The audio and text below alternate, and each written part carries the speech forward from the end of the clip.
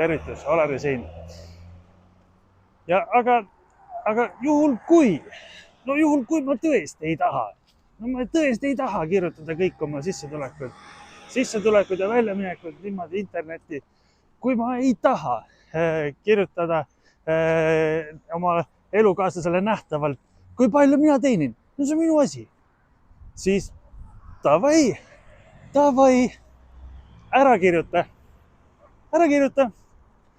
Kui olete perega omavahel kokku leppinud, mis on teie panus sisse ja välja, kas te olete omavahel nagu kokku leppinud mingid eesmärgid või mingid kulutüüpide kaupa, siis davai, siis on nii. Tehke oma need raamid, millise panuse paned sina oma pere-eelarvesse, millise panuse annab sinu kaaslane pere-eelarvesse ja jälgige seda.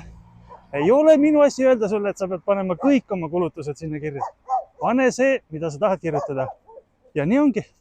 Ja ikkagi tulemus sama. Täidad eesmärgi ja elu läheb edasi. Praegu nii, tšau.